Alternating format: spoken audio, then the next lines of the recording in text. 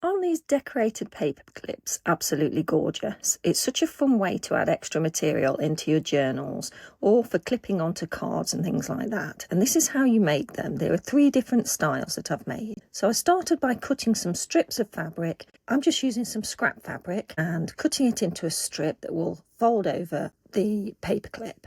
I'm also layering it up with some tea-dyed lace and also a piece of music ribbon. I'm adding a little bit of ink onto there just to make it look a bit more vintage because this is going to be for my advent journal. Then I'm popping the fabric onto the paper clip, just looping it over the bottom bar. Then I'll fold that over and glue it together. So there's no sewing needed with this project. I'm using some craft glue.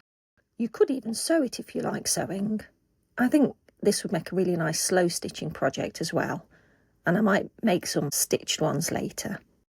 I'm pressing it together to make sure that it's well stuck down. So that's my first one made. This one is so simple to make. It's just a piece of scrap fabric just torn into a strip. You could use ribbon or lace if you prefer. Then just fold that fabric or lace or ribbon in half and push the looped edge through the top of the paper clip. Then push the rest of your fabric through and pull tight so it makes a bit of a knot. This is called Lark's head knot, I think. That's so cute and so easy to make. My next one, I'm using these tiny paper clips. I cut a strip of paper. I think mine's 2.5 inches by 4 inches, and I'm cutting 2 pieces of card and folding them both over. The first piece, I pop the paper clip in the middle. So the second piece I fold in half and I add some glue on there. Then I fold that over the first piece, concealing that paper clip underneath. You can do this as a side paper clip or a top paper clip.